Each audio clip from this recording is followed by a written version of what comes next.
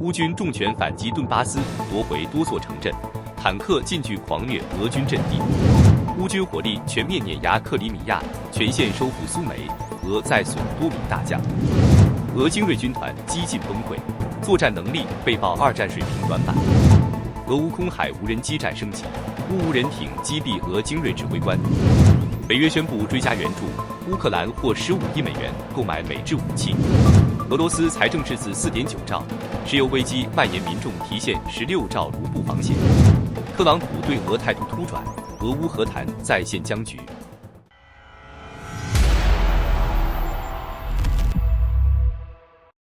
首先来关注顿涅茨克的战况，在波克罗夫斯克，乌军已经夺回6个定居点，并在波克罗夫斯克西南收复一座小镇。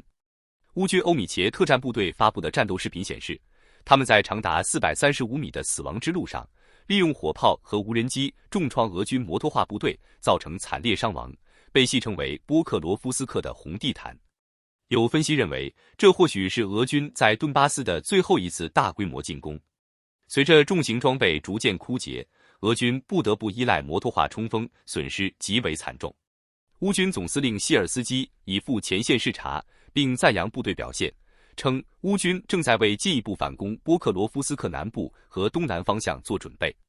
另外，乌克兰第5独立重型机械化旅夺回了顿涅茨克州托尔斯泰定居点，该地曾于7月被俄军占领。在行动中，乌克兰国民警卫队第1军团亚速及其下属第14旅切尔沃纳卡利纳旅联手，精确打击并摧毁一辆行进中的俄军 BM-21冰雹火箭炮。乌克兰国防部推特发布的消息还显示，第412独立无人机团纳美西斯的一架无人机成功摧毁了多达300枚俄军反坦克地雷，为地面部队推进提供了重要保障。在顿涅茨克和卢甘斯克交界的科马尔斯基地区，乌军收复安德烈夫卡和克莱夫索夫村，第5重型机械化旅在托尔斯泰升起乌克兰国旗。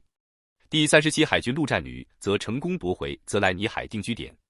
近日，莱曼方向战况也引人关注。最新消息显示，乌军第63旅在谢列布良斯基森林东北方向大败俄军第20级团军突击队，俘获7名敌军士兵。据悉，俄军派出破坏小组试图渗透乌军防线，执行侦察、袭扰和设施破坏任务。然而，第63旅迅速察觉威胁，果断派出坦克部队应对。在极近距离的交战中，乌军坦克凭借强大火力和防护性能，直接冲入俄军阵地，对装甲车、火炮等目标精准开火，瞬间造成俄军装备损毁，破坏小组士兵四散逃命，阵地陷入混乱。战斗结束后，俄军多辆装甲车被摧毁，原本用于运输和支援的火炮也被毁，直接削弱了其在莱曼方向的作战能力。人员伤亡同样严重，破坏小组作战力几乎全线丧失。此次战斗不仅阻止了俄军破坏小组的渗透行动，也为乌军巩固防线提供了重要支撑。乌军选择坦克近距离作战有几大考虑。首先，坦克火炮在近距离命中率高，能够快速摧毁敌方关键目标。其次，坦克防护能力出色，可抵御轻武器反击，确保成员安全。再次，突入近距离阵地能够打俄军一个措手不及，使其难以组织有效反击。此举体现了乌军在战术运用上的灵活性和装备优势的充分发挥。乌克兰总统泽连斯基在讲话中指出，在4年的全面战争中，俄军仅占领顿涅茨克地区的1/4。如果照此速度，他们还需要至少4年才能完全控制顿巴斯。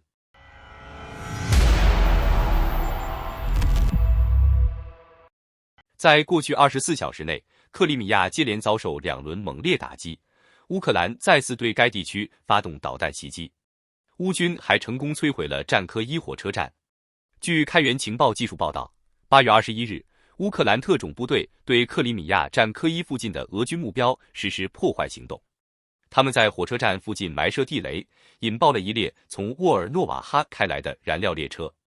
现场视频显示，这列由20节油罐车组成的火车整体侧翻，其中2节已燃起大火。尽管俄方派出2列消防车试图扑灭火势，乌军仍通过无人机和导弹再次攻击该地区。同时，乌军发射2枚海马斯导弹，造成4名俄军指挥官死亡，11人受伤。火车配备的防无人机电子战系统未能发挥作用。这已是乌军在1天内对克里米亚发动的第2次打击。稍早夜间，乌军还空袭了塞瓦斯托波尔，这里曾是黑海舰队基地，如今成为俄军参谋部。近期，乌军在扎波罗热等地多次击毁俄军燃料运输车辆，旨在削弱南部战场俄军的能源补给，效果显著。与此同时，美国侦察机也活跃在克里米亚及周边地区。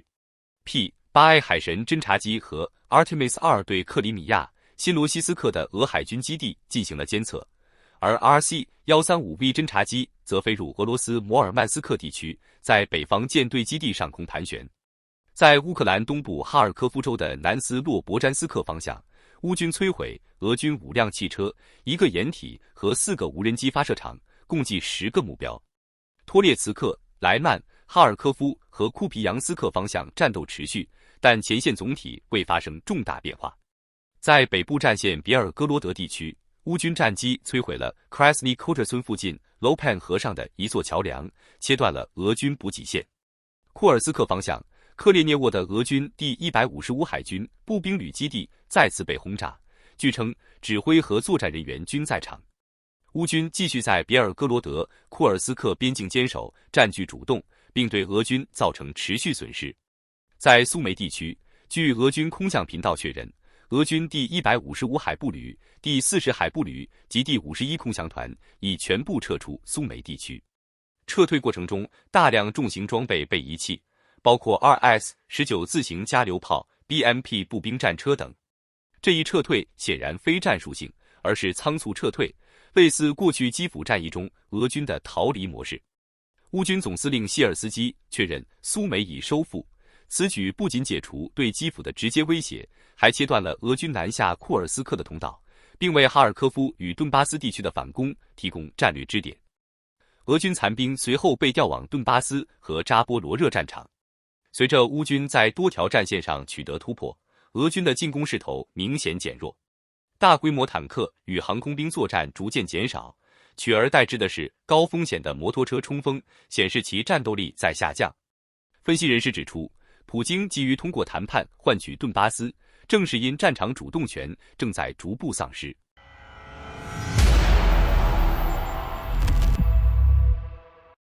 南部战线扎波罗热方向，乌军战机对涅斯捷良卡和克雷尼察一带俄军藏匿区及指挥所实施空袭，造成重大损失。值得关注的是，乌军近日成功摧毁一套俄军部署在扎波罗热的 S-300V 防空导弹系统，使其价值高达4000万美元的装备瞬间化为废铁。S-300V 系统是苏联俄罗斯研发的第3代地对空导弹系统，主要用于野战防空、机动式战略导弹阵地保护以及国土防空。其设计可同时引导多枚导弹打击高速飞机、远程预警机和战术弹道导弹，每个导弹旅配备96至192枚导弹，最多可同时攻击24个目标。系统装备在履带式底盘上，具备极强机动性和越野能力，是俄军防空体系的核心支柱。S-300V 系统被摧毁后，扎波罗热地区俄军防空出现严重漏洞，乌军战机和无人机能够更加自由地行动，对俄军地面部队、补给线及军事设施展开频繁打击，从而掌握战场主动权。在赫尔松方向，俄第24摩步团士气几近崩溃，大量焚烧装备以阻止乌军占领。乌军通过夺取第聂伯河左岸克林基镇建立防空体系，俄军空袭受限。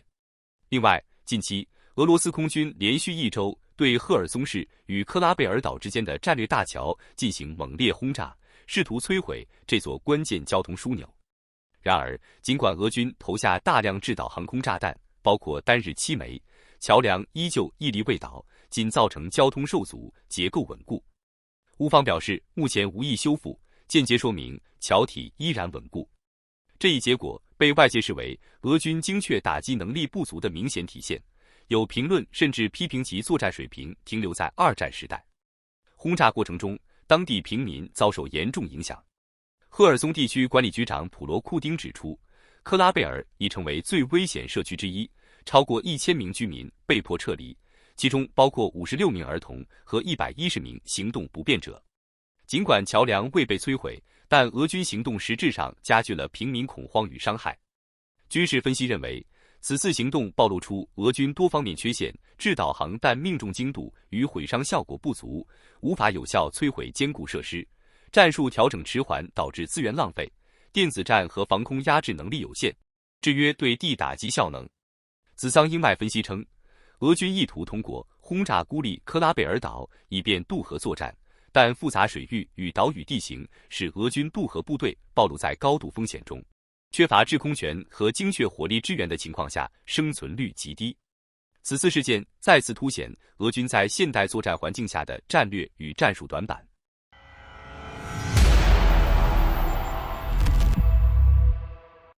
当地时间8月22日，俄乌双方在空中与海上展开大规模无人机攻防，战况再度升级。据乌克兰军方通报，俄军在一昼夜内出动55架无人机袭击乌克兰多地，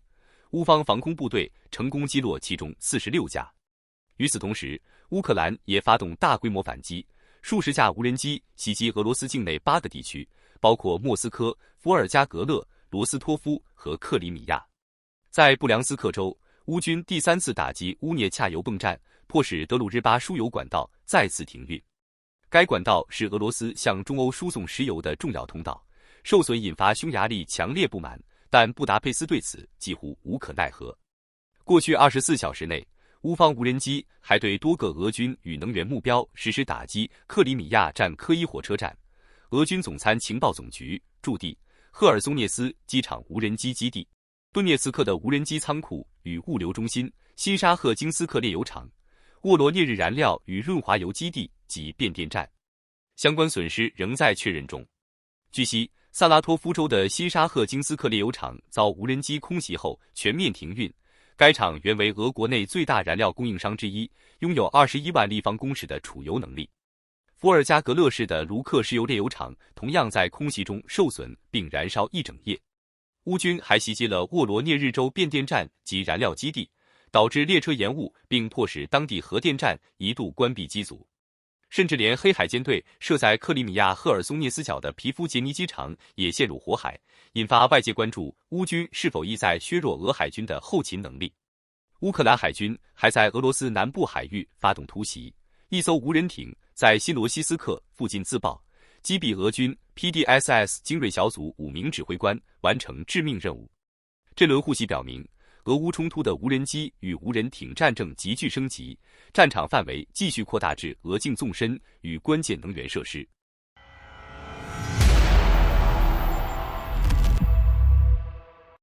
8月22日，北约秘书长马克·吕特在基辅与乌克兰总统泽连斯基会晤时宣布，欧洲将提供15亿美元专款，用于乌克兰从美国采购武器和装备。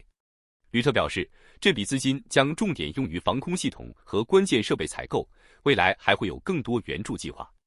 他强调，盟国正在投资支持乌克兰，这不仅能增强乌克兰的安全，还能促进其经济。泽连斯基则在联合记者会上指出，乌克兰需要更接近北约条约第5条的安全保障机制，即任何对乌克兰的攻击都应视同对所有伙伴的攻击。与此同时，荷兰政府宣布将向波兰派遣2套爱国者防空系统及约300名士兵，部署时间为今年12月1日至明年6月1日。波兰国防部长表示，此举旨在保护波兰作为对乌克兰军事援助的欧洲枢纽的安全，确保武器与物资能够顺利通过波兰转运进入乌克兰。分析人士指出，欧洲在持续加码对乌军援的同时，也在不断强化东翼防御体系，力图在俄罗斯可能的西进行动初期便具备拦截和反制能力。在持续空袭之下，泽连斯基20日晚间演说中宣布，乌克兰已成功测试国产远程导弹火烈鸟，射程达3000公里，并计划在2025年底或2026年初投入量产。他强调，这是乌军目前最强大的导弹，象征乌克兰在自主防卫上的重大突破。同日，乌克兰还举行了年度民族传奇总统奖章颁奖礼，表彰为国家安全和科学发展做出贡献的个人与团体。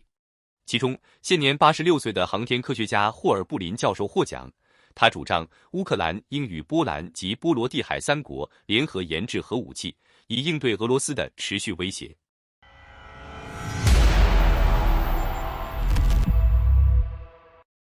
俄罗斯财政与能源危机正同时升温。根据欧洲新闻台报道，俄罗斯央行指出，仅在今年7月，俄罗斯民众就从银行账户中提领了约16兆卢布，金额创下历史新高。分析认为，这是对未来经济持续下行的预防性反应。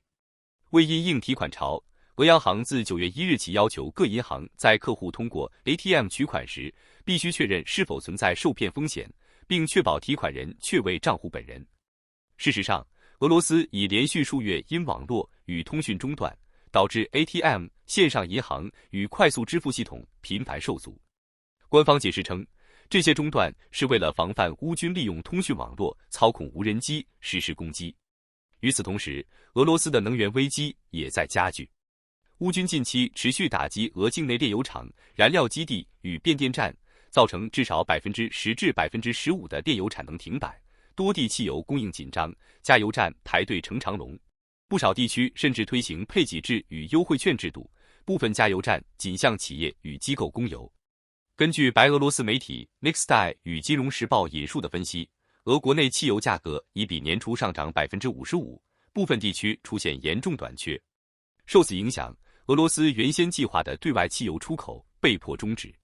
尽管部分专家认为价格涨势可能在9月趋缓，不会演变为系统性危机，但仍有观察人士直言，一个能源出口大国却因战争反而陷入石油危机，这是讽刺。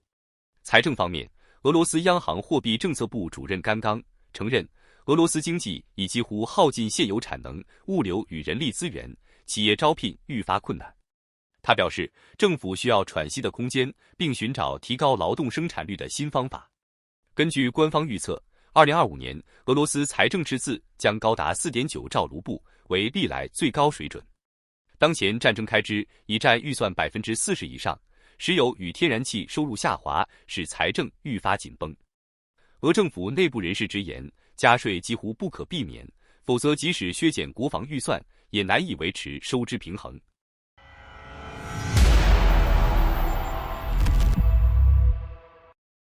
在阿拉斯加峰会结束不到1周后，美国总统特朗普宣布退出原计划的美俄乌3方会晤。据《卫报》8月21日报道，白宫高级官员透露，特朗普不会出席泽连斯基与普京可能的会谈，而是希望两人先行进行双边磋商。他本人则称，将采取观望态度，待条件成熟再考虑推动3方会晤。然而，由于俄方坚持先解决所谓冲突根源，即乌克兰的合法性、北约地位与安全保障等问题，俄乌领导人直接对话几乎没有可能实现。特朗普的主动退出被普遍解读为为了避免外交尴尬。8月20日，俄罗斯外长拉夫罗夫表示，俄方愿意谈判，但高层会晤必须做好充分准备。他强调，俄罗斯拒绝由西方主导的安全保障机制，要求自身也要参与其中，并坚决反对自愿联盟派兵进入乌克兰。随后，8月21日，俄军以2枚导弹袭击了美国 Flex 公司在乌克兰穆卡切沃的工厂，造成1人死亡，23人受伤。此举被认为是对特朗普此前美国企业设施更安全言论的直接回应。在接连受挫后，特朗普在社交媒体上发文称，不攻击侵略者就不可能取胜，批评拜登政府只允许乌克兰自卫而不准反击。他强调，如果自己仍是总统，这场战争根本不会发生。特朗普声称，俄军仅在本月就阵亡近2万人，今年累计损失超过 11.25 万人，而乌克兰今年的伤亡仅约8000人。他直言，乌克兰若想取胜，就必须把战火带到俄罗斯本土。外界认为，这既是对自身外交受挫的掩饰，也是对拜登的攻击。